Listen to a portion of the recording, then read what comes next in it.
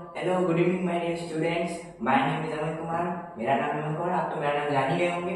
तो स्वागत करता हूं मैं हमारे प्यारे चैनल साइंस रिलीजन पे, जहां पे आज हम शुरू करेंगे अपना तीसरा लेक्चर और खत्म करेंगे हमारे हेटेरोट्रॉपिक न्यूट्रिशन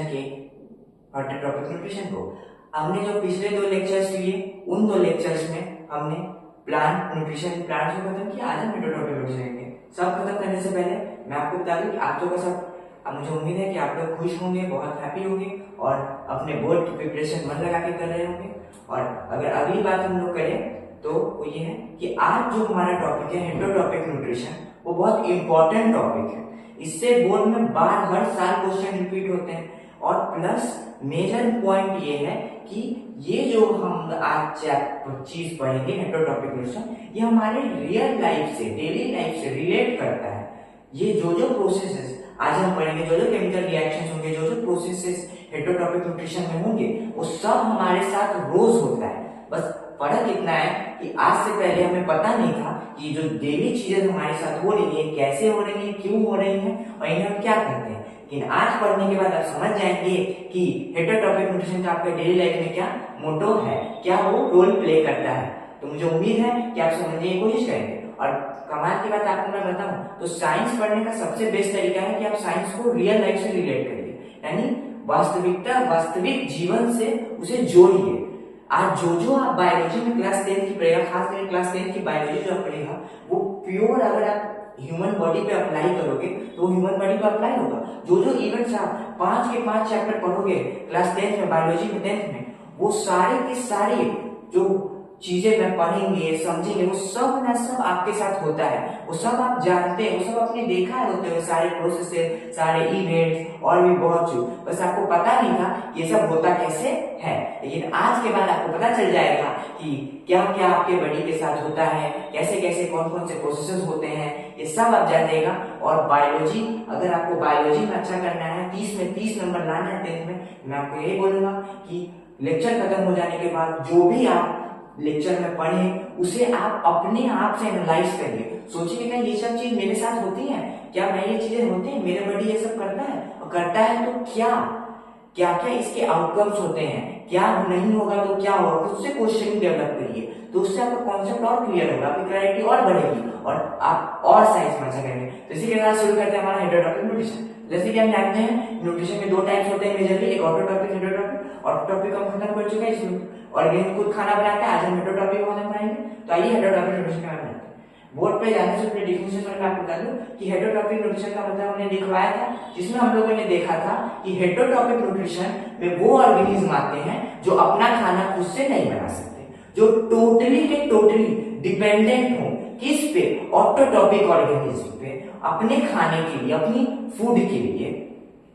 अगर ऑटोट्रॉपिक ऑर्गेनिज्म ना हो तो हेटेरोट्रॉपिक ऑर्गेनिज्म का कोई एग्जिस्टेंस नहीं है, क्योंकि वो खुद से खाना नहीं बना सकते। तो हेटेरोट्रॉपिक ऑर्गेनिज्म हमने एग्जांपल्स भी देखा था एनिमल्स का, और भी बहुत सारे एग्जांपल्स हैं। ह्यूमंस भी उनमें से एक आ जाएगा कि जो खुद से खाना नहीं बना सकता, जो कि किसी न किसी पे डिपेंडेंट हो, उसे हम कहते हैं हेटेरोट्रॉपिक न्यूट्रिशन। तो आइए हेटेरोट्रॉपिक न्यूट्रिशन को डिटेल में पढ़ते हैं। सबसे पहले हेटेरोट्रॉपिक न्यूट्रिशन की डिफिनेशन में जाते हैं कि हेटेरोट्रॉपिक न्यूट्रिशन, मैंने आपको बताया था हेटेरोट्रॉपिक न्यूट्रिशन का मतलब आप हेटेरो वर्ड को प्रोड्यूसर भी बोल सकते हो। इस हेटेरोट्रॉपिक न्यूट्रिशन का प्रोड्यूसर भी कंज्यूमर भी बोल सकते हो। क्यों? क्योंकि ये फूड को कंज्यूम करते हैं। जो फूड कौन बनाता है? ऑटोट्रॉपिक ऑर्गेनिज्म बनाते हैं। तो इसे आप कंज्यूमर भी कर सकते हो। ठीक, आइए अब इसकी डिफिनेशन की तरफ जाते हैं। सबसे पहले those mode of nutrition in which living organism do not make their own food. ये वो मोड ऑफ न्यूट्रिशन है जिसमें कोई लिविंग ऑर्गेनिज्म अपना खाना खुद से नहीं बना सकता। ठीक है सर।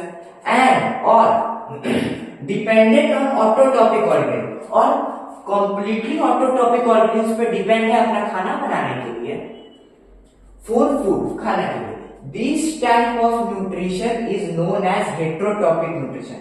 इस तरह के न्यूट्रिशन के प्रोसेस को हम लोग हेटेरोट्रॉपिक न्यूट्रिशन बोलते हैं, जिसमें कोई ऑर्गेनिज्म खुद से खाना नहीं बना सकता। आप इसे कंज्यूमर भी बोल सकते हो। इसे ऐसे में कौन से ऑर्गेनिज्म आते हैं? ऐसे में बहुत सारे ऑर्गेनिज्म, बहुत सारे स्पीसीज है, लेकिन दो मेजर स्पीसीज हैं जो कि आपको क्लास 10 में जिन पे खास में पढ़ना है, हेटेरोटॉपिक न्यूट्रिशन को जैसे एक है एनिमल्स एक है अमीबा, तो आप इसका एग्जांपल याद रख सकते हो। ठीक है, अब बात करते हैं हमारे अगले टॉपिक पे कि देखिए इस दुनिया में बहुत सारे ऑर्गेनिज्म एग्जिस्ट करते हैं, डिफरेंट डिफरेंट स्पीसीज के ऑर्गेनिज्म एग्जिस्ट करते हैं। कुछ यूनिसेलुलर होंगे, कुछ मल्टी सेलुलर होंगे, कुछ यूकैरियोटिक होंगे, कुछ प्रोकैरियोटिक होंगे। किसी का फूड कैपेसिटी ज्यादा होगा, किसी का फूड कैपेसिटी कम होगा, किसी के बॉडी को फूड की नीड कम होगी, किसी के बॉडी को एनर्जी की नीड कम होगी, किसी का वर्क फंक्शन ज्यादा होगा, कोई ज्यादा काम करता होगा। तो ऐसे बहुत सारे डिफरेंट फैक्टर्स हैं जिन पे न्यूट्रिशन बेसिस है।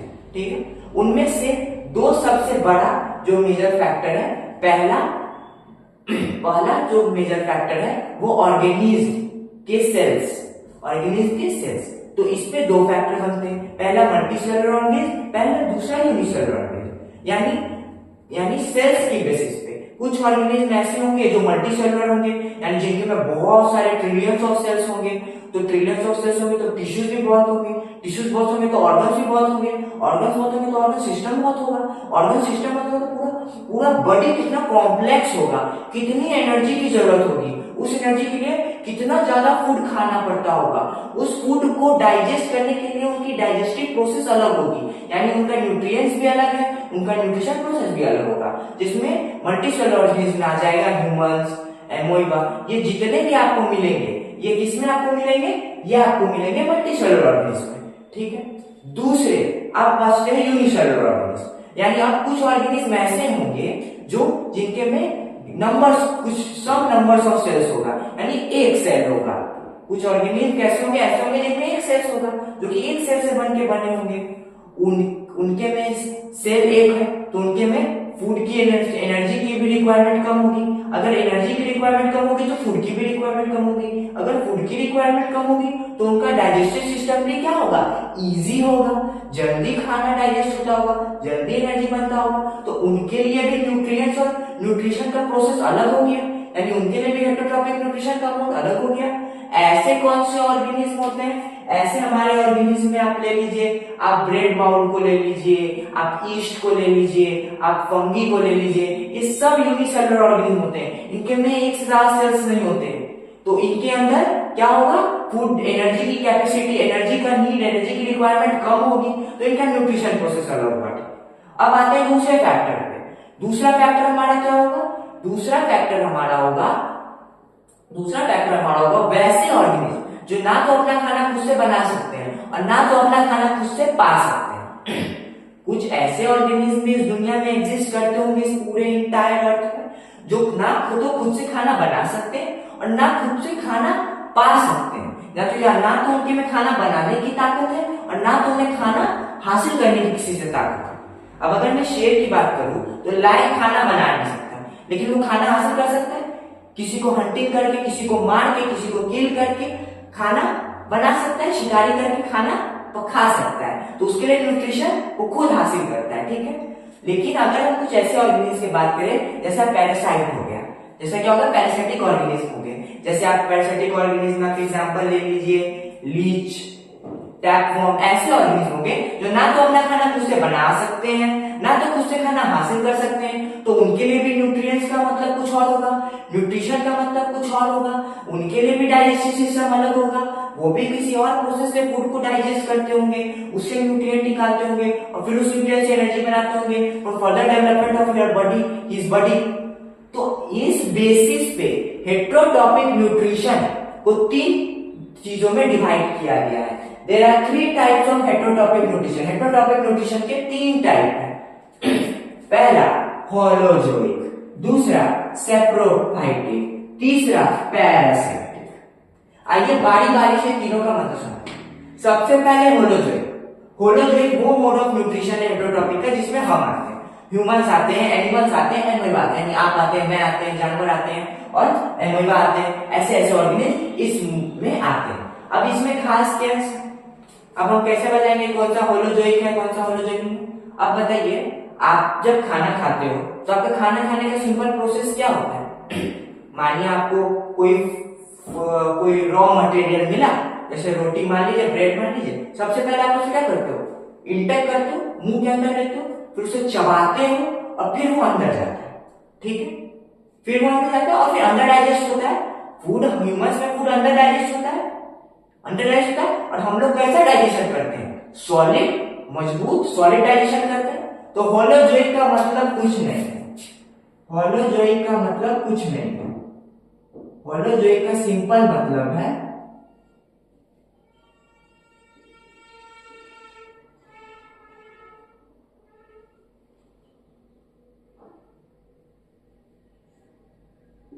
होलोजोइक का मतलब है सॉलिड डाइजेशन, यानी वो डाइजेशन है जिसमें ऑर्गेनिज्म किसी सॉलिड मटेरियल को पकड़ता है, उसे इंटेक करता है यानी अंदर लेता है और फिर उसका डाइजेशन होता है। इसमें डाइजेशन बाद में होता है, पहले फूड इंटेक किया जाता है, फूड को पहले हासिल किया जाता है, फिर उसे बॉडी के अंदर डाला जाता है और फिर उसका डाइजेशन होता है। तो इसमें क्या लिखा हुआ है? Animals take the solid food inside body, पहले बॉडी के अंदर लिया जाता है फूड को, उसके बाद ब्रेक डाउन, फिर उसे तोड़ा जाता है। किस चीज में तोड़ा जाता है? बहुत कॉम्प्लेक्स, कोई भी रॉ मटेरियल किस कॉम्प्लेक्स फॉर्म में होगा उसे सिंपलर फॉर्म में तोड़ा जाता है, उसे न्यूट्रिएंट्स में तोड़ा जाता है। किस चीज में? न्यूट्रिएंट्स में तोड़ा जाता है एंड डाइजेस्ट है, उसके बाद डाइजेस्ट कर लिया जाता है। होलोजोइक न्यूट्रिशन क्या है? पहले सॉलिड फूड को इंटेक करना है, फिर उसे क्या करना है? डाइजेस्ट यानी ब्रेक डाउन करना है, किसमें? न्यूट्रिएंट्स में, और फिर उसे डाइजेस्ट कर जाना है, फिर उसे क्या कर जाना है? डाइजेस्ट कर जाना है। होलोजोइक क्या है सर? पहले फूड को इंटेक करना है सर, फिर उसके बाद उसको ब्रेक करना है सर, ब्रेक करना है उसे छोटे छोटे चीजों में कन्वर्ट करना है, किसी चीज में कन्वर्ट करना है और फिर उसका डाइजेस्ट कर लेना है। डाइजेस्ट के बाद हमें क्या मिल जाएगा? न्यूट्रिएंट्स मिल जाएगा। अब आते हैं दूसरा हमारा सेप्रोटैक्टिक। सेप्रोटैक्टिक में क्या होता है? सेप्रोटैक्टिक का मतलब आप समझिए, बहुत सिंपल सा मतलब है। सेप्रोटैक्टिक का मतलब होता है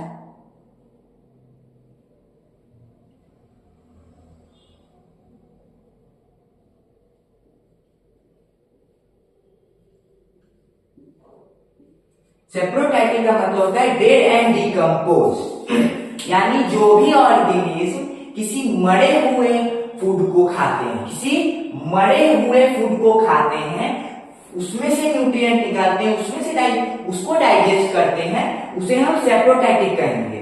सर समझ में नहीं आया?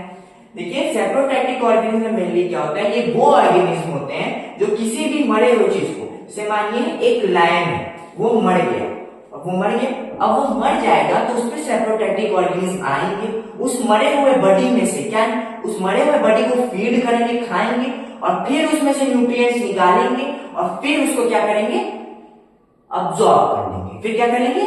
अब्सॉर्ब करेंगे। तो ये बेसिकली वो न्यूट्रिशन है जिसमें किसी डेड या डिकम्पोज्ड फूड को खाया जाता है, खाया जाता है। अगर इसका एग्जांपल, अगर आप इसका डिफिनेशन समझे तो organism feed on dead and डिकिंग matter, यानी ऑर्गेनिज्म जब किसी मरे हुए चीज को खाते हैं, मरे हुए चीज पर बैठ के खाते, मरे चीज पे खाते हैं, and food is digested externally and then nutrient are absorb. इसमें क्या होता है? फूड जो है वो एक्सटर्नली डाइजेस्ट होता है। इसमें फूड कहाँ डाइजेस्ट हो रहा था? बॉडी के अंदर। आप और हम ह्यूमंस हैं, हम खाना खाते हैं तो खाना कहाँ पचता है? पेट में। पेट कहाँ है? अंदर है। यानी हमारे डाइजेशन में फूड जो है वो बॉडी के अंदर डाइजेस्ट होता है। सेप्रोटैक्टिक में फूड जो है वो बॉडी के बाहर डाइजेस्ट होता है और फिर वो जो सेप्रोटैक्टिक ऑर्गेनिज्म है वो उस डाइजेस्टेड न्यूट्रिएंट्स को एब्सॉर्ब करते हैं। सर सेप्रोटैक्टिक क्या है? सेप्रोटैक्टिक वो मोड ऑफ न्यूट्रिशन है जिसमें कोई भी ऑर्गेनिज्म डेड एंड डिकम्पोज यानी मरे हुए ऑर्गेनिज्म को खाता है, मरे हुए ऑर्गेनिज्म को खाता है और फिर वहीं पे उसको वहीं पे उसे डाइजेस्ट करता है। बाहर में ही, अपने बॉडी के बाहर ही फूड को डाइजेस्ट करता है और फिर डाइजेशन के बाद जो न्यूट्रिएंट्स मिलता है उसे अब्सॉर्ब कर लेता है। और इस पूरे प्रोसेस को हम बोलेंगे कि सेप्रोटैक्टिक मोड ऑफ न्यूट्रिशन, सेप्रोटैक्टिक ऑर्गेनिज्म से फॉलो करते हैं। अब अगर इसका एग्जांपल देखें तो बहुत इजी है। इसका एग्जांपल होगा ब्रेड, मॉल, मशरूम, ईस्ट। ये जो ऑर्गेनिज्म होते हैं ये मेनली क्या होते हैं? Unicellular organism. क्या होते हैं? यूनिसेलुलर होते हैं। इन्हें ज्यादा फूड की जरूरत नहीं होती। ये फ्री एबंडेंट सोर्स में फ्रीली है। ये क्या है? फ्रीली एबंडेंट है अर्थ पे।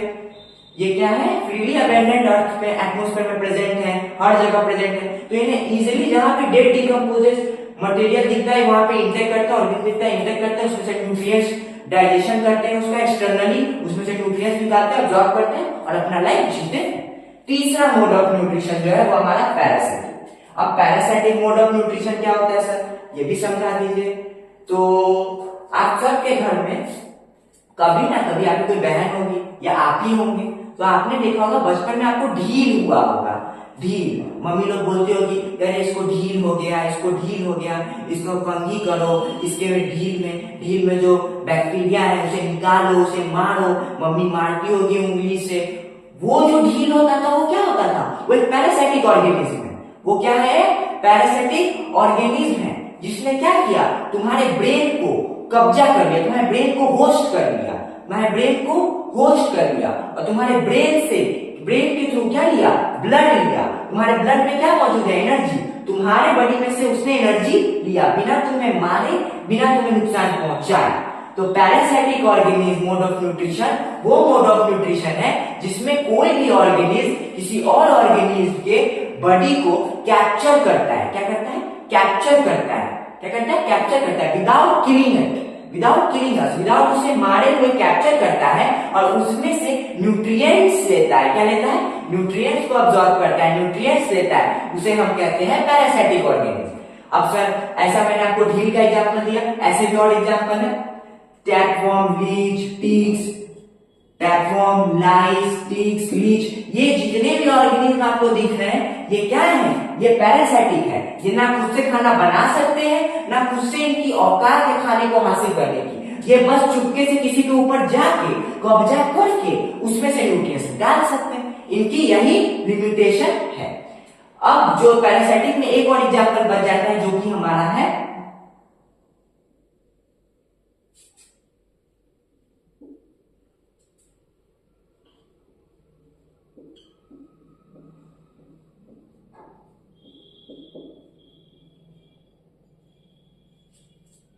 कस्कूटा, जो है वो मात्र एक प्लांट पैरासाइट है। कस्कूटा क्या है, ये जितने भी आपको दिख रहे हैं एग्जाम्पल, ये सारे के सारे एग्जाम्पल्स क्या है, क्या है, एनिमल, लिविंग ऑर्गेनिज्म। ये सारे के सारे एग्जाम्पल्स किसके हैं, एनिमल्स, अदर स्पीसीज किंगडम्स के हैं, कुछ एनिमल्स के हैं, कुछ यूनिसेलुलर के हैं, ये सब इनके एग्जाम्पल है। प्लांट में मात्र एक प्लांट ऐसा होता है जो कि अपना खाना खुद से, मतलब कि जो कि प्लांट पैरासाइटिक होता है, जिसे हम लोग कस्कूटा बोलते हैं। पूरे प्लांट किंगडम में एकमात्र कस्कूटा ही ऐसा है जो अपना खाना खुद से, जो कि मतलब जो कि पैरासाइट है।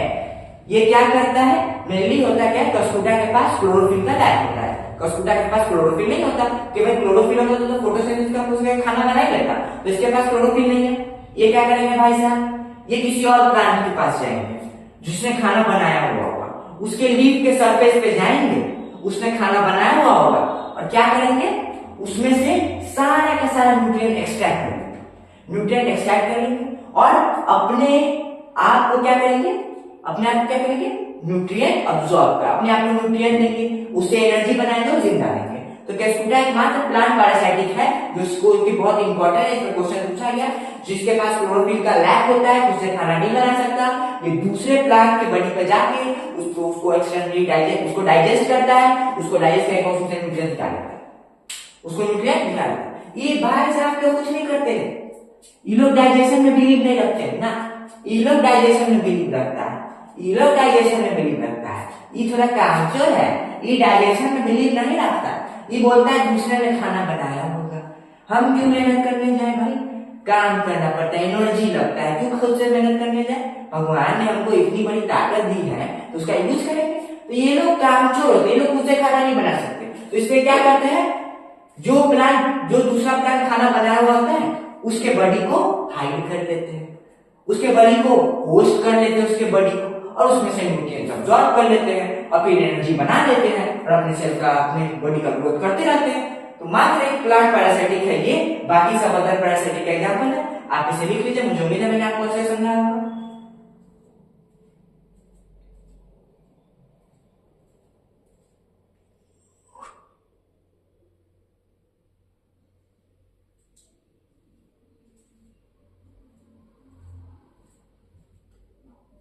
आपने मैंने लिख लिया।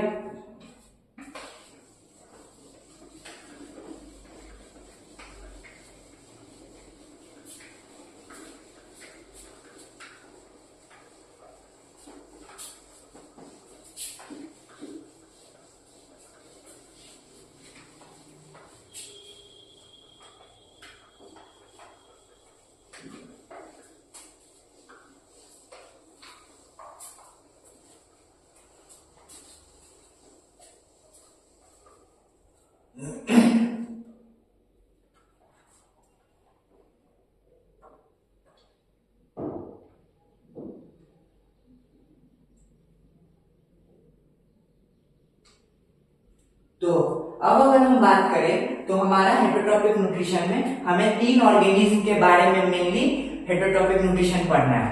3 ऑर्गेनिज्म पे हेटरोट्रॉपिक न्यूट्रिशन पढ़ना है हम लोगों को। सबसे पहले हम लोग को पढ़ना है एनिमल्स पे, जिसमें ह्यूमंस पे पढ़ना है, दूसरा में एमोeba पे पढ़ना है, तीसरा में सीरिया पे पढ़ना है। क्लास 10 में मात्र 3 ऑर्गेनिज्म पे हमें हेटरोट्रॉपिक न्यूट्रिशन पढ़ना है कि वो लोग कैसे हेटरोट्रॉपिक न्यूट्रिशन को करते हैं, कैसे फूड ऑपरेट करते हैं, कैसे फूड को इंटेक करते हैं, कैसे फूड को डाइजेस्ट करते हैं, कौन कौन से ऑर्गन्स मदद करते हैं, कौन कौन से ऑर्गन परफॉर्म होते हैं और कैसे वेस्ट मटेरियल जनरेट करते हैं। मात्र 3 ऑर्गन्स के बारे में पढ़ना है। मैं पहले ही बता चुका हूँ, इस दुनिया में बहुत सारे ऑर्गेनिज्म एग्जिस्ट करते हैं, मल्टीसेलुलर, यूनिसेलुलर, ऐसे ऑर्गन जो खुद से खाना ना बना सकते हैं ना पा सकते हैं। तो सब के लिए मोड ऑफ न्यूट्रिशन अलग है, सबका डाइजेस्ट करने का तरीका अलग है, सबका न्यूट्रिएंट को पाने का तरीका अलग है, सब डिफरेंट डिफरेंट वेज और डिफरेंट डिफरेंट प्रोसेस करते हैं। तो हम मात्र क्लास 10 में 3 ऑर्गेनिज्म पे पढ़ेंगे कि वो कैसे अपना खाना खुद से बनाते हैं, मतलब खुद से खाना को ऑब्टेन करते हैं, जो खाना ऑब्टेन करते हैं उसे यूटिलाइज कैसे करते हैं, उसमें से न्यूट्रिएंट कैसे निकालते हैं और उस न्यूट्रिएंट को निकालने के बाद उसे एनर्जी में कैसे कन्वर्ट करते हैं। ये सब हमें इसके पूरे चैप्टर में पढ़ना है। तो अभी हम पढ़ने जा रहे हैं, वो हम पढ़ेंगे न्यूट्रिशन इन एमोeba, हेटरोट्रॉपिक न्यूट्रिशन इन एमोeba।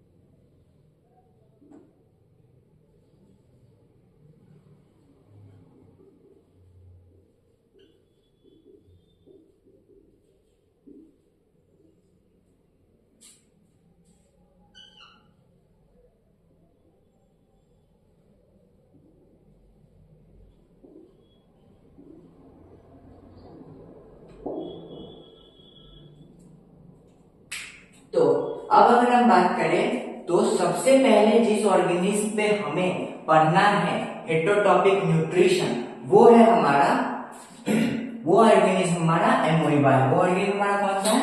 एमोइबा पे। हम एमोइबा पर पढ़ेंगे कि एमोइबा कैसे किसी ऑर्गेनिज्म को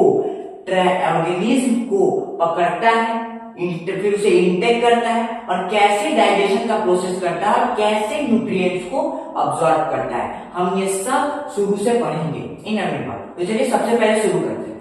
सबसे पहले क्या होता है कि एमोइबा इजेशन की प्रोसेस करता है। किसकी? इनिजेशन की प्रोसेस करता है। इजेशन वो प्रोसेस है जिसमें कोई भी ऑर्गेनिज्म सबसे पहले फूड को इंटेक करता है, फूड को लेता है अपने अंदर। तो सबसे पहले क्या हुआ? एमोइबा ने पेसोडोपोडिया के मदद से, किसके मदद से? पेसोडोपोडिया के मदद से फूड पार्टिकल्स को ट्रैक किया। फूड पार्टिकल्स को क्या किया? ट्रैक किया। एमोइबा ने पेसोडोपोडिया के मदद से फूड पार्टिकल्स को ट्रैक किया। और आपको कमाल की बात बताऊं, ये पेसोडोपोडिया क्या है? आप इसे हैंड ऑफ एमोइबा कह सकते हो। आप इसे क्या कह सकते हो? Hand of एमोइबा।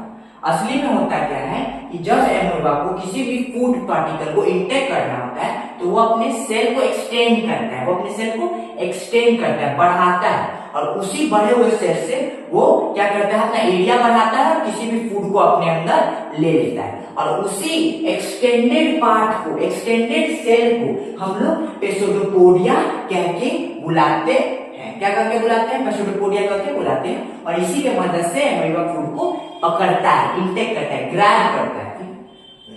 उसके बाद डाइजेशन। जैसा ही उसने फूड को इंटेक किया, अब उस फूड को वो तोड़ना स्टार्ट करेगा, उस रॉ मटेरियल को न्यूट्रिएंट्स में बदलने की प्रक्रिया करेगा, प्रोसेस करेगा। तो अब ये क्या कर रहा है? डाइजेशन कर रहा है। क्या कर रहा है? डाइजेशन कर रहा है। अब इसका क्या हो रहा है? साइटोप्लाज्म में डाइजेशन हो रहा है। ये क्या है मेरा का? साइटोप्लाज्म है। इस पार्ट को आप क्या कहोगे? इस पार्ट को आप कहोगे साइटोप्लाज्म। इसको आप कहोगे साइटोप्लाज्म। ये क्या है? ये है आपका साइटोप्लाज्म। यहाँ पे क्या शुरू हुआ? यहाँ एमोइबा का डाइजेशन शुरू हो गया, यानी उसने फूड को, जो फूड मटेरियल, फूड पार्टिकल जिसको उसने पकड़ा, उसे तोड़ना शुरू कर दिया। तोड़ा फूड क्या? तोड़ा, और क्या हुआ? डाइजेशन हो गया। जैसा ही डाइजेशन हुआ, हमें रॉ मटेरियल से क्या मिल गया? न्यूट्रिएंट्स मिल गया। अब इस पार्ट पे आते हैं। अब यहाँ क्या होगा? एमोइबा में जो वैक्यूल्स हुआ, क्या होगा? वैक्यूल्स ओपन होगा। उस वैक्यूल्स के थ्रू सेल मेम्ब्रेन के अंदर एब्जॉर्प्शन हुआ किसका? न्यूट्रिएंट्स का। सबसे पहले हमने फूड को इंटेक किया, यानी इनिजेशन किया पेसोडोपोडिया के मदद से। उसके बाद उस फूड मटेरियल का डाइजेशन किया साइटोप्लाज्म में। डाइजेशन होने के बाद जो न्यूट्रिएंट, डाइजेस्टेड मटेरियल यानी न्यूट्रिएंट बचा, वो कहां जाएगा? वो सेल मेम्ब्रेन में जाएगा। किसके थ्रू जाएगा? वैक्यूल्स के थ्रू। सेल मेम्ब्रेन में गया। अब अब्जॉर्प्शन होने के बाद क्या होगा? एस्यूमुलेशन होगा। क्या होगा? एस्यूमुलेशन होगा। एस्यूमुलेशन में क्या होता है? जो भी डाइजेस्टिव न्यूट्रिएंट्स होते हैं, क्या होते हैं? डाइजेस्टिव न्यूट्रिएंट्स न्यूट्रिएंट्स से जो एनर्जी बनती है उनका डिस्टर्बेंस होता है, उसका क्या होता है, डिस्ट्रीब्यूशन होता है, डिस्ट्रीब्यूशन। तो यहाँ पे एनर्जी फॉर्म हो गया, अब यहाँ पे डिस्ट्रीब्यूशन होगा। एमोइबा अपने हर पार्ट में देगा, साइटोप्लाज्म को देगा, माइटोकॉन्ड्रिया को देगा, साइटोप्लाज्म को देगा, सॉरी बाकी पार्ट को भी देगा, सबको क्या देगा, न्यूट्रिएंट्स देगा। अब एसिमुलेशन के प्रोसेस के बाद अब फाइनल प्रोसेस होगा। फाइनल कौन सा प्रोसेस होगा, इजेशन का प्रोसेस होगा। क्या होगा, इजेशन। इजेशन के प्रोसेस में क्या होता है, अब जो फूड पार्टिकल उसने इंटेक किया था, क्या किया था, इंटेक किया था, अब उसमें 100% न्यूट्रिएंट तो नहीं होगा।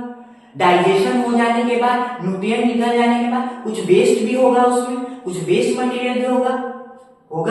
अब वो जो वेस्ट मटेरियल होगा वो बॉडी के लिए हार्मफुल है, बॉडी को डैमेज कर सकता है, अमोइबा के सेल्स को डैमेज कर सकता है। तो उस वेस्ट मटेरियल को अमोइबा क्या करेगा, बॉडी के बाहर निकाल देगा। बॉडी के क्या करेगा, बाहर निकाल देगा उसी सेल एक्सटेंशन से जिससे उसने फूड पार्टिकल को ग्रैब किया था, उसी सेल्स के थ्रू, उसी पेसिडोपोडिया के थ्रू वो वापस उस वेस्ट मटेरियल को इन्वायरमेंट में छोड़ देगा। और उस प्रोसेस को हम क्या करते हैं, इजेशन। इजेशन क्या करते हैं, egestion, egestion of waste material. और ये जो यहाँ पे आपको बच गया, ये जो यहाँ पे आपको बच गया, ये वेस्ट प्रोडक्ट हो गया। और ये जो यहाँ है, ये क्या है, फूड पार्टिकल है जो एमोइबा लेता है। एग्जैक्टली मुझे उम्मीद है कि मैंने आपको इसमें बढ़िया से समझाया होगा। अब आप इसको एक बार लिख लीजिए।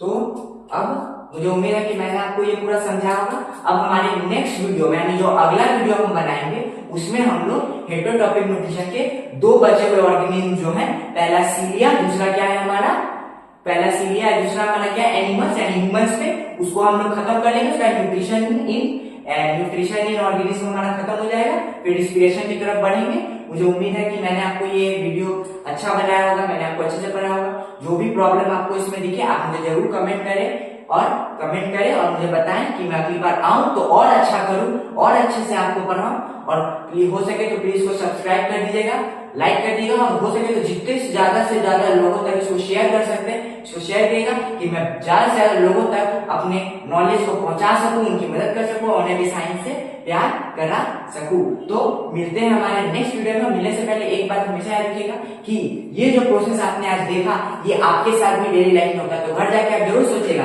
कि क्या ये सब प्रोसेस होता है, क्या हम खाने को लेते हैं, फिर वो अंदर जाता है, फिर डाइजेशन होता है, और फिर उसके बाद उसमें से न्यूट्रिएंट निकलता है। ये सब जाके जरूर सोचेगा। तो मिलते हैं हमारे नेक्स्ट वीडियो में, तब तक टाटा bye bye, thank you, see you.